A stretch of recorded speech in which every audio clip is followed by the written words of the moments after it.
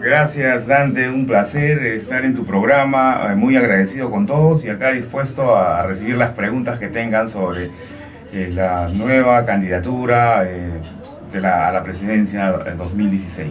Cuéntanos, Ángel, cómo es el recibimiento que te han dado las bases peruanas, cómo van avanzando en esta candidatura importante que de alguna manera enraiza pues, las tradiciones más importantes del Perú y también los sentimientos de aquellos que quieren una política peruana con manos limpias, con visión de futuro, con gestión de primer mundo. Sí, hemos tenido la oportunidad de visitar desde Lima hasta Tumbes, incluyendo Cajamarca, todas las bases, Chiclayo, La Libertad, hemos estado en Ancash y realmente el cambio en el Perú es necesario. Lima ha mejorado mucho, nuestro campo, nuestros pueblos aún continúan en el retraso, olvidados de los progresos del nuevo milenio. Y esto es lo que trae la Revolución Democrática. La Revolución Democrática va a tener beneficios a la sociedad, a la población en general, pero también responsabilidades, ¿no? Tenemos que asumir responsabilidades. Teníamos ahora un caso de propiedad privada en Surco, donde unos invasores se han metido en un terreno de propietarios que habían sido comprados. Este problema tiene ya más de 20 años y los propietarios ahora están siendo desalojados. Los propietarios que legalmente han comprado su propiedad, dueños de la propiedad, están siendo desalojados o afectados por los que en su momento fueron e invadieron. Deben ser aproximadamente 30 años porque me comentaban de que fue una orden municipal del doctor Barrantes Lingán y se han ido sucediendo y hasta ahora siguen en litigio, ¿no? Esto es parte de lo que se habla, que no solamente es un beneficio sin razón de ser. La propiedad privada en Islay se tiene que respetar porque son propietarios del terreno, de las áreas de cultivo y se ven afectados por una minería que destroza el país y que está matando a nuestra propia gente. Por lo mismo, no nos estamos encerrando en una defensa ciega de creencias que de repente en los años 70 afectaron al Perú con el pensamiento Gonzalo, tratando de impulsar una situación política que no se practica en ninguna parte del mundo y cuando se ha practicado ha fracasado totalmente. Nombre propio, el comunismo no funciona en ningún lado. Pero lo mismo, al otro extremo está el neoliberalismo, en donde tampoco funciona y realmente este neoliberalismo fatal se usa en el Perú, uno de los poquísimos países donde han instaurado una economía shock con Fujimori. Y de ahí ha habido avance, pero el chorreo no ha llegado a nadie, ¿no? Cuando pregunto a la gente en común si se han beneficiado alguna vez de la minería, la mayoría dice, es más, si uno mismo se hace la pregunta, se responde, ¿en qué te ha beneficiado a ti la minería? A los únicos que ha beneficiado es a los que han sobornado, han hecho estos arreglos y ahora vemos en los periódicos, pues, ¿no? Que Alan García, el Toledo mismo, y Ollanta y su familia muestran riquezas inexplicables, ¿no? Pero el perjuicio es a nombre a la nación y el beneficio es a nombre de los que gobiernan. Bueno, pues efectivamente hay mucha gente que entra a la política para salirse y no para salir. ¿Cuáles son las propuestas de la Revolución Democrática que piensa tomar el poder para hacer un plan de gobierno con miras a crear que el Perú se convierta en un país de primer mundo hacia mira, el problema principal, después los siguientes problemas se dan por añadidura. El problema principal es la corrupción. Vamos a establecer un sistema donde no se pueda corromper, porque hay un dicho que dice, el poder corrompe, pero el poder absoluto absolutamente te va a corromper. El presidente Fujimori, cuando hicieron la constitución para que Fujimori sea emperador del Perú. Y sus herederos, en este caso Toledo, García y ahora Ollanta, no han cambiado la constitución a pesar siempre estar en contra de ella, porque una vez que se han sentado en el sillón presidencial se han visto emperadores. Ya el ministro Cateriano les dijo al Congreso, por la constitución nosotros podemos gobernar desde donde estamos.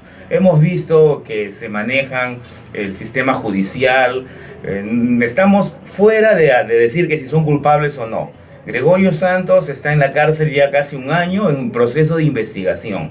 Ha ganado las elecciones populares en Cajamarca con más del 60%, y todavía sigue en proceso de investigación, mientras que hay otros símbolos de riquezas de otras gentes que no son enjuiciados o castigados de la misma manera. El otro caso de que se ve que el poder del gobierno con el poder judicial son las fiscalías. El presidente García se ha paseado a diestra y siniestra después de haber sido reo contumaz, después de haber matado o ordenado la matanza en penales, que también son seres humanos, ¿no? Habrán estado en la cárcel muchos inocentes, muchos culpables, pero son seres humanos. Y otros arreglos, ¿no? Ha salido librado muy bien de otros actos de corrupción clara, donde se han sacrificado sus compañeros y están en la cárcel, pero él siempre sale libre. Ahora el proceso con Ecoteva, que en un principio fue mal planteado por la Fiscalía, se está retomando y se están haciendo ya estas denuncias a posteriori de su gobierno. Como sabemos, las riquezas terrenales que ahora demuestra y los signos de riqueza que se ve en la familia de Ollantumala ya son por demás, son superiores a las sospechas, ¿no? Que merecen ser investigados. El poder absoluto te corrompe absolutamente. El poder absoluto te corrompe absolutamente y el poder te corrompe. Por lo tanto, vamos a establecer los mecanismos con la Contraloría General, la transparencia, para que se pueda vigilar al presidente y a todos los servidores públicos, para que no corrompan. Vamos a hacer la diferencia y vamos a equiparar la corrupción con traición a la patria. Y como saben, porque le vamos a hacer la guerra a la traición a la corrupción, como saben, la traición a la patria tiene la más alta pena. Y en este caso le vamos a dar la muerte civil. No le podemos quitar sus estudios, sus grados, porque los han logrado, pero le vamos a quitar toda posibilidad de poder ejercer. Porque si es que estás corrompiendo y eres profesional, no tienes el derecho de participar en la sociedad peruana. Y así hacer este tipo de castigos, porque después, una vez, inmediatamente, paralelo a que solucionemos este problema de corrupción que nos tiene ligado desde hace más de 200 años, desde la concepción de la patria. Hace más de 100 años González Prada decía, y la frase es actual, el Estado-gobierno el gobierno peruano es un ente putrefacto, donde toca sale pus, y eso es lo que tenemos que mejorar.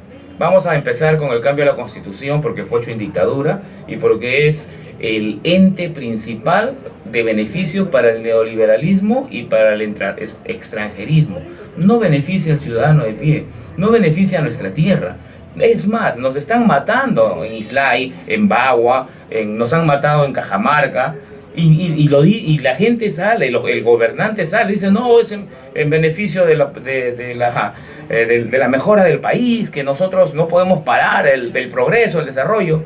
¿En qué parte del mundo que no sea el Perú de ahora se puede catalogar de que nosotros matamos a nuestra gente porque queremos el progreso?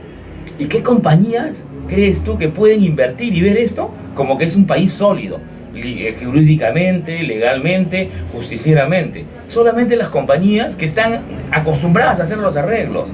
Estas compañías, en vez de beneficiar al Perú, perjudican totalmente. Claro, benefician a los gobernantes. Ahora, se habla que siempre hay un 10% que le dan a los que están gobernando. De ahí tiene que cobrar otro 2% el que aprueba la obra, y otro 1 o 2% más, 1% más para que agilicen el pago, etcétera, etcétera. Ahí, entre el costo de lo que se va a hacer, del beneficio para el Perú, pongamos un ejemplo, un puente, y digamos que este puente haya sido en Ica, y vienen con todo este sistema de corrupción. El producto que nos van a dar, ese puente que nos van a dar, ese puente ya no nos van a dar la misma calidad. ¿Por qué? Porque han tenido que pagar otros, y tienen que ganar sus ganancias de la compañía privada, tienen que romper la mano a todos los demás, y el puente al final se va a terminar cayendo. Es más, creo que se ha caído ese puente en Ica. Efectivamente. Entonces, lo primero que plantearía como revolución democrática sería un Congreso Constituyente en el cual a una nueva constitución, que sea la constitución ya no de los emperadores, sino una constitución democrática, donde se replantean qué reformas sustanciales tendría esta nueva constitución, que sería de alguna manera la carta magna de punto de partida para la revolución democrática hacia el local. Bueno, las reformas que propondríamos, porque como muy bien dice, sería una constituyente democrática elegida por el pueblo. Una de las cosas principales que tiene que entender la población peruana es que una vez que se llame a la constituyente, si de ser elegido presidente, tengo que poner mi cargo a disposición, porque vamos a actuar ahora en adelante con una nueva constituyente. El primer punto es, aunque sea antipopular, la política se tiene que reestructurar, y con estos mecanismos de control anticorrupción proponemos que tiene que existir una bicameralidad. Tiene que haber un Congreso con representantes, congresistas que representen a sus pueblos, a sus provincias, para que saquen cara por eso. Y los senadores que tienen que ver el tema nacional, el tema en conjunto. Y también una Cámara de Senadores más como los ancianos de la comunidad, los más preparados, como para que también analicen y debatan todas estas leyes. Actualmente el Congreso saca leyes y ninguna se cumple. Y cuando se cumple, solamente es para beneficiar a los que dan las leyes y para que no afecten a los que están en el gobierno. Este es el primer punto que se tiene que entender. A pesar de que tenemos una aversión al Congreso, una aversión a la política, es necesaria este tipo de sistema, porque de otra forma el Perú va a seguir en la misma situación. Esto de equiparar la corrupción con la traición a la patria es un punto que también merece estar en la Constitución, para que no se vuelva a corromper. Van a haber gente que se corrompe, porque el dinero, muchos le llaman el diablo, y eso es, el dinero te lleva a hacer cosas ilegales, o sea, narcotráfico, delincuencia, corrupción, etc. Van a haber gente corrupta, pero tenemos que darle los castigos que se merecen, ejemplares, como para que no se vuelva a repetir, y tener un control absoluto. De los otros puntos son puntos de reestructuración, en el cual el Perú puede ser un país empresa, un estado empresa, no al 100%, pero permitir que el Perú tenga acciones, ya sea en el oro, ya sea en las nuevas empresas que se manejan, y de ahí surgir el beneficio del Perú. Muchos dicen que el gobierno empresa no funciona porque no es lo mismo que un ente privado, pero tenemos que analizar y ver de que el ente privado lo manejan seres humanos, no lo manejan extraterrestres. Lo mismo, la empresa en la cual participaría el gobierno, dejaría que la misma empresa privada la maneje, y en el caso en que el Estado tenga que dirigir la empresa, se van a contratar gerentes que solamente manejen la empresa, no políticamente, empresarialmente, y darle los estándares, los mismos estándares de práctica, de producción y de conducción que tienen las empresas privadas. Y de esta manera el Estado podría también ganar dinero dentro de los productos y beneficios que se haga, ya se llame agricultura, agropecuarios o oro. Increíblemente, hablando de oro, en Cajamarca le pagan $17 por la onza de oro, que es aproximadamente 12 gramos.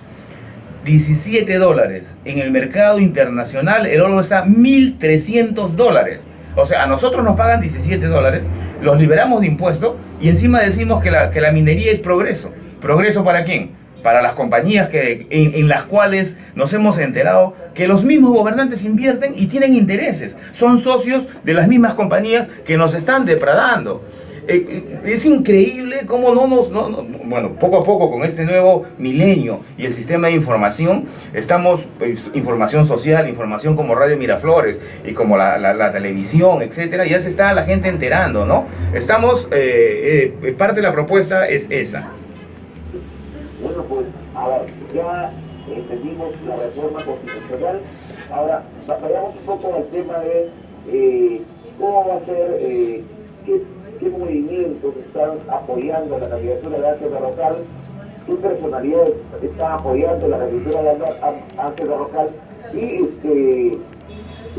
¿quién sería, por ejemplo, la gente que acompañaría al Congreso de la República a Ángel Garrotal? ¿No? Un equipo, tiene que ser de personas que va a estar en esta constituyente, que va a estar en el Congreso de la República a elección, porque se necesita una representatividad definitivamente no solo de el Perú, de los peruanos en el Perú, sino también de los peruanos en el exterior, ¿no? Claro, estamos, a la primera pregunta, estamos haciendo un sistema telaraña. Hemos visitado, como te digo, del norte de Lima hasta Cajamarca, pasando por Tumbes, y estamos programados a visitar de Lima a Tacna, pasando por Puno, por Cusco, Apurímac, Huancavelica, o sea, visitar el sur. La siguiente fase va a ser visitar la selva, pero para esto, antes de visitar el norte, y hemos hecho los contactos con los partidos regionales y partidos de alcaldías, tanto provinciales como distritales. Lo mismo lo hemos hecho en el sur. La base y el contacto con ellos ha sido importantísimo.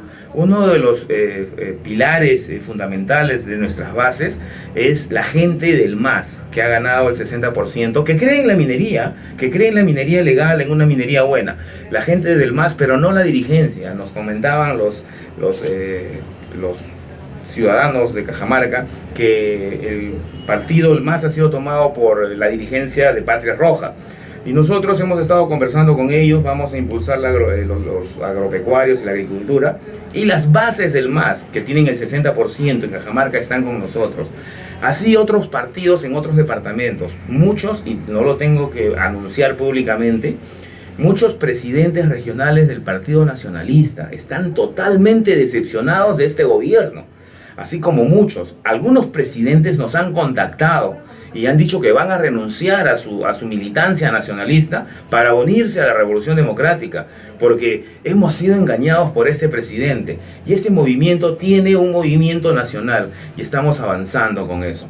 El otro punto es los gremios. Tenemos el gremio de los agropecuarios sindicalizados, quienes están a nivel nacional también, los agricultores, quienes nos están apoyando. Otros gremios importantes que se están sumando es el gremio de administradores y de trabajadores en la educación, que también tienen bases a nivel nacional. Sumado esto a otros gremios, a los partidos locales, provinciales y regionales, tenemos este sistema telaraña que estamos planteando desde ahora, pero que vamos a salir a la palestra ya con toda la fuerza en los siguientes meses. Respecto a la inscripción, hemos tenido conversaciones avanzadas con partidos que están en proceso de inscripción, que le faltan unas 10.000 firmas, que las tienen en su colchón, que ya hemos conversado y tenemos un acuerdo de caballeros con ellos de que ese es el símbolo y el partido que vamos a utilizar. Por ahora lo mantenemos en reserva, que vamos a utilizar para que, si es que alguna otra alianza no se dé. En el caso de UPP, que hemos conversado con José Vega Antonio, hemos conversado un poco con la dirigencia de los fonavistas que tienen su partido político, y estamos en coqueteos y en conversaciones con los otros partidos que no tienen candidato presidencial.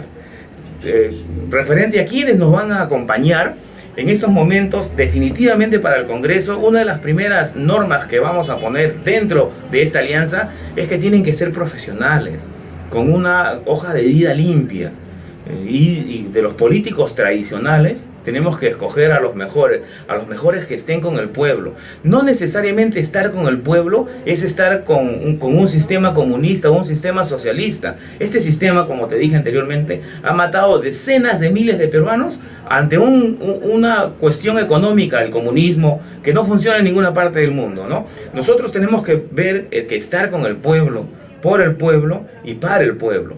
La gente que nos va a acompañar tiene que ser gente proba. Aún no hemos decidido quién va a ser el ministro de Economía. Aún no hemos decidido quién va a ser el ministro de Salud. Estamos en el proceso. Y este proceso se va a dar de acuerdo a las alianzas. Pero les aseguro que no haremos lo que hizo Llanta. Mantener el mismo ministro de Economía que tuvo Alan García. Y después beneficiar o premiar a este mismo ministro con la embajaduría en los Estados Unidos. Eso realmente es una otra vergüenza más para Ollanta. Bueno, pues todo se maneja por cálculo político e intereses políticos. Definitivamente la revolución democrática es una opción nueva que aparece. Explícame, Ángel, las encuestas de esta última semana dice 30% para Keiko Todavía Fujimori, 15% para PPK, 8% para Ana García Pérez, 5% para Alejandro Toledo. ¿Cómo ves tú la fotografía del momento? Bueno, en realidad esto de las encuestas, como te digo, estamos en todo el Perú y hemos hablado con politólogos, sociólogos y hemos analizado la situación. Las encuestas se manejan en un 40% de la población. Esas encuestas solamente reflejan el pensar de un 40% de la población. El pensar y el creer de quién va a ser presidente de un solo 40% de la población. El 60% de la población aún está esperando a alguien que salga con ideas nuevas, renovadoras, que beneficie al ciudadano y que beneficie a nuestro país. El 60%. De este 40% que estamos hablando, dentro de ese 40%, pues Keiko está liderando a ese bloque y está yendo con PPK por ahí. Cuando nosotros hemos recorrido el país y lo estamos haciendo y le preguntamos, tanto en Lima, en los conos y en provincias, todos coinciden que ninguno de ellos va a ser el presidente, que por ninguno de ellos van a votar. Y todo lo vemos pues en la televisión, en los medios de comunicación, todo el daño que han hecho estos gobernantes con ese tipo de experiencia que tienen. Y lo manejamos de esa forma, que tenemos todavía un 60% con el cual nosotros podemos trabajar. Y estamos seguros que de ese 40% del que están manejando las encuestas, de ahí también vamos a sacar buenos votos para la revolución democrática. Bueno, pues los votos no solamente se ganan con simpatía, sino los votos se ganan también con propuestas. El antivoto, ¿cómo dice el antivoto? Yo he hecho una lectura del momento del voto a favor, pero el antivoto, ¿cómo tú lo calificarías? Esta postura tiene un antivoto muy elevado, 60% antifujimorismo, Alan García, PPK. ¿Cómo calificas el antivoto de Perú? Bueno, en realidad el antivoto es la experiencia que hemos venido viviendo desde los años 60. Vamos a hablar de PPK, un hombre que tiene en el gobierno desde Belaúnde. En su primer gobierno ha estado con Velasco, ha pasado otra vez con Belaúnde, ha regresado con Alan García, ha estado con Toledo y ahora último se quiere presentar como una opción joven. Realmente el antivoto se basa en eso. Y eso que PPK, a pesar de haber hecho sus cosas más ocultas que los Alan García, que la familia Fujimori, que Toledo y ahora Ollanta, también tiene su antivoto. Imagínate que PPK tiene antivoto. ¿Cómo tendrán su antivoto a Keiko, Alan y Toledo? Pues no, realmente, como te digo, el antivoto está fuerte con ellos. Ellos no van a ganar las elecciones. Eso está definido. Ellos manejan un 40% y el 60% en general es un antivoto que está esperando aún que salga o que aparezca algo como la revolución democrática y venga, nos rescate de la situación en la que estamos. Porque así como vamos, pensando que estamos en automático y que no podemos hacer nada y que el gobierno no tiene que intervenir en las cosas de los ciudadanos o de la tierra del Perú, así como vamos con ese pensamiento tan equivocado, ya nos estamos dando cuenta que ya se está parando el crecimiento, que ya la época de bonanza se ha acabado, no se ha hecho nada. Lo único que han hecho es, disculpando la palabra y sin ofender a nadie, lo único que han hecho es robar al país. Y nosotros no podemos seguir manteniendo a esa clase política. Bueno, el tema realmente se da para muchas especulaciones, pero yo te diría, ¿qué líderes políticos rescatamos de nuestro escenario nacional? Por ejemplo, soy pregunto tope. ¿Qué opinas de la congresista Verónica Mendoza? Muchos dicen que ella es una de las lideresas dentro de la bancada Acción Popular Frente Amplio, dentro del grupo de los socialistas. Verónica Mendoza podría sumar a la revolución democrática. ¿Cómo lo ves? Definitivamente, o sea, es un personaje político consecuente con sus ideas. Ellos participaron con el nacionalismo y luego de algunos años se dieron cuenta que los han utilizado. Ahora, el pensamiento en economía, de cómo se va a manejar el país, ¿no? Y ya es un tema más de centro. Nosotros no podemos tirarnos a la izquierda. No quiero negar las capacidades de Verónica, las capacidades de otros políticos de izquierda, pero nosotros tenemos que pensar en un país de equilibrio, en un país donde el capital y el mundo laboral hagan un juego de trabajo, de conversaciones, donde se reivindique el sindicalismo porque beneficia, y también las compañías puedan negociar con estas para darle mejor trabajo, mejor producto y mejor servicios al país. Esto revierte también en recaudación tributaria que beneficia al Perú. No estamos viviendo en un mundo donde nuestros ciudadanos no tienen derechos laborales, donde la tercerización está reinando. Ahora, rescatando a los políticos, lamentablemente Javier Díaz-Canseco ha fenecido hace algunos años. Es parte de un liderazgo de izquierda, pero también hay un liderazgo que se aferra de izquierda. Hay gente en la izquierda que se aferra mucho a un sistema que no funciona. Tienen que abrir los ojos y abrir la mente y abrir el campo. No hay forma de gobernar un país en este nuevo milenio pensando en estructuras arcaicas. Lo mismo el neoliberalismo, la derecha, la ultraderecha, que no la usan ni siquiera en Estados Unidos, menos en Inglaterra, en Alemania, en Canadá. Esos países son de centro-centro, son considerados inclusive socialistas por sus reformas sociales, pero utilizan el sistema de mercado que nosotros tenemos que hacer. Dicen que no se puede aplicar en el Perú porque somos otra raza, somos distintos. Es mentira. Este sistema nuevo que se está impregnando en el mundo lo usan en el África, lo usan en el Asia, lo usan en Norteamérica, lo usan en Europa. Acá no tiene que ver la idiosincrasia, que somos tristes, que tenemos el pelo negro, o que somos con nariz aguileña o puntiaguda. Acá se trata de un sistema político que se tiene que ejercer, se tiene que implantar, las leyes se tienen que cumplir. Tú vas caminando por un barrio bueno, se das cuenta que respetan las reglas, puedes cruzar las pistas con cierta seguridad, pero te vas un poquito a los conos y ya te comienzan a meter el carro, ya la gente se mete en la luz roja, en la luz verde. Se tiene que respetar las leyes que se dan. Una sociedad no puede convivir en forma desordenada. ¿Cómo podemos nosotros pensar de que en estos países de avanzada, cuando van a cruzar la pista con un carro, ven un animalito y se paran? Acá te ven y te quieren meter el carro. Es más, no hay un orden vehicular. Acá gana el más vivo, el que se mete primero, el que llega. No, yo le meto el carro y no es la comunión que debe existir entre ciudadanos. Entras tú, entro yo, uno pasa tú, paso yo. Eso es lo que quiere traer la revolución democrática. No solamente un cambio en la estructura política, un cambio en el pensar. Tenemos que saber que nosotros los peruanos somos muy buenos, muy inteligentes. Tenemos que mejorar en disciplina, en orden. Y eso lo podemos lograr a través de una buena educación. Educación cívica que se ha cortado. Teníamos antes, en mi época, ya digo en mi época, me siento viejo, en mi época había la instrucción cívico-militar, donde nos enseñaban a marchar y nos enseñaban a estar bien comportaditos.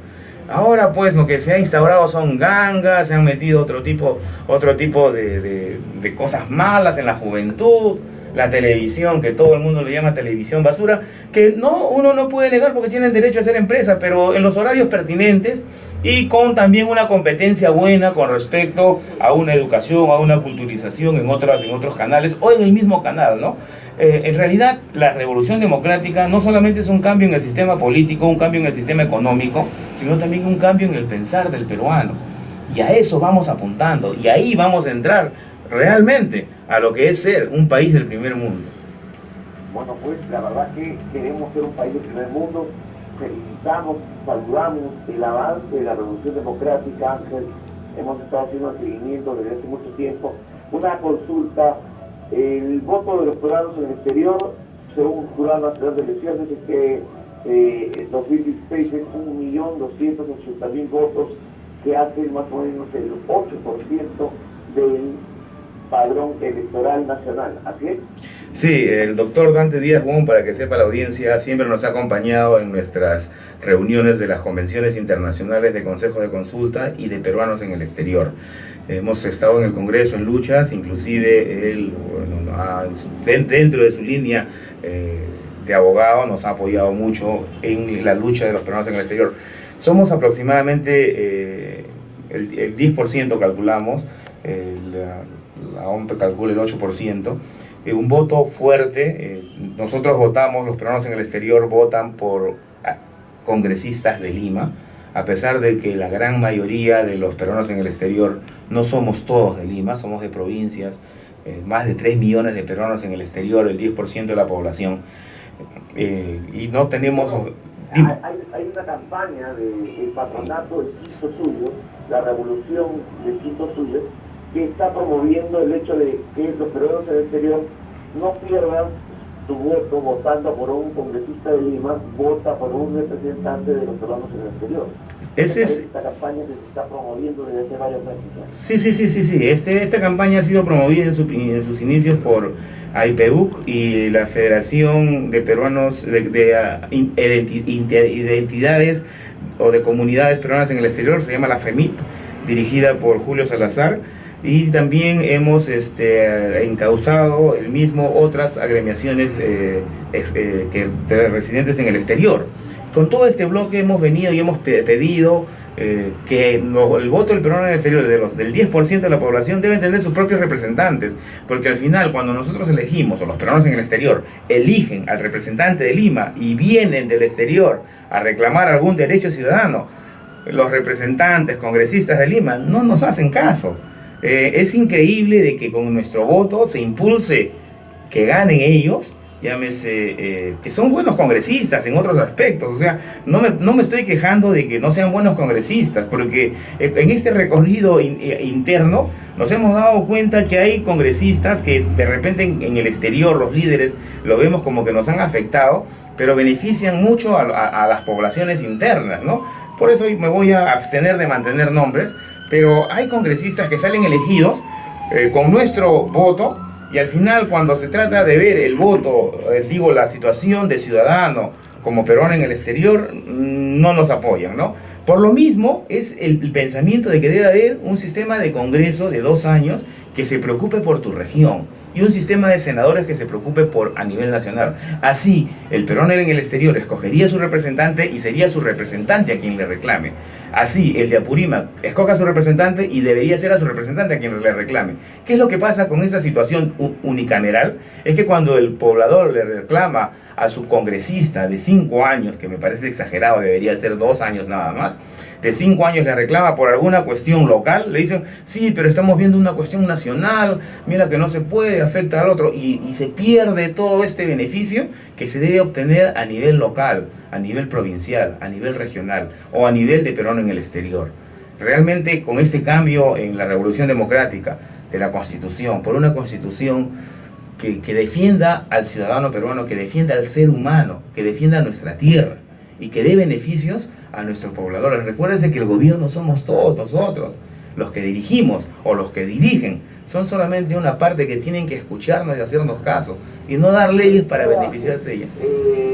La gente en el exterior no es consciente de que con la legislación actual podemos, o se puede ser elegido con ese porcentaje 36 congresistas del exterior. O sea, se necesita, con la legislación actual podrían los 36 escaños de Lima podrían ser para los peruanos en el exterior. Exacto, teóricamente es un planteamiento que resultaría inclusive fácil. Si sumamos los números, los peruanos en el exterior pueden captar todos los... Si es un voto organizado, ordenado, se puede lograr lo que tú estás mencionando. Los peruanos en el exterior, con la cantidad de gente que tienen, lo pueden hacer. Pero los peruanos en el exterior... Una gran alianza o un partido político inscrito y los 36 de Lima sean por los peruanos en el exterior sería maravilloso, ¿no? Claro, es un plan, como te digo, en teoría bien funcional. En la práctica hemos visto de los intereses personales, los intereses partidarios, porque claro, así como... Que no puede coincidir de que 2 candidatos del exterior puedan representar a todos los peruanos en el exterior. Tenemos gente en Asia, en África, en Oceanía, en Australia, en Europa, en Estados Unidos, la verdad que en Latinoamérica, ¿no? Comunidades como la argentina, la chilena, grandes comunidades que han desplazado a otras comunidades que eran grandes como la venezolana, peruanos, pero la verdad que sí se podría conseguir 36 personas y, ¿por qué no, 130 personas? Porque no existe restricción. Los candidatos al Congreso podrían postular para los 130 distritos del Perú. No existe impedimento legal que impida que un peruano que vive en Italia pueda ser candidato de repente a su tierra, que siempre viaja constantemente, por ejemplo en la selva, ¿no? Puede ser candidato por Pucallpa, ¿no? Para el Congreso, ¿no? Sí, sí, hemos hecho esto, ¿no? Lo último que estás mencionando se ha hecho. Kilder Fuentes es un peruano en el exterior que está metido en la política tanto en Estados Unidos como la peruana, y participó en las elecciones anteriores en el Cusco. Participó por... Eso es importante, pero la idea sería hacer un pacto con un partido y lanzar los 130 candidatos de puro peruanos del exterior, que sería maravilloso para nosotros. Sí, realmente es una solución para los peruanos en el exterior, y también traerían políticas nuevas, políticas de los países receptores. Solamente la gente que vive en el primer mundo puede transmitir la experiencia de vivir en el primer mundo, transformar el país para el primer mundo. Ángel, estoy encantadísimo de esta entrevista que nos has dado con su generosidad, y te pediría, te rogaría justamente por esta amistad que tienes con nosotros, si fuera posible que hoy al mediodía, 12:15 también podrías acompañarnos en la segunda edición de Vida Legal en Radio Miraflores. No sé cómo está tu agenda. No, definitivamente, limpiamos la agenda, doctor. Quiero saludarte y darte un abrazo afectuoso por tu 11º aniversario, y sabemos también que tiene 80 años Radio Miraflores en tu programa Vida Legal. Muy agradecido siempre por la atención que pones, y quiero dejar un pensamiento, ¿no? Más o menos, ¿por qué Sócrates nunca perdía sus peleas? Porque Sócrates hablaba con la verdad. Sócrates solamente defendía la verdad. Es por eso que nunca ha perdido. Y la Revolución Democrática ahora está defendiendo una verdad, y no vamos a perder estas elecciones. Gracias, Dante. Al contrario, un abrazo para ti, Ángel, y estamos en contacto. Gracias. Local, acá, en Radio Miraflores. En buenos días, señor presidente. Me despido y nos encontramos al mediodía, como siempre, en Vida Legal. Gracias.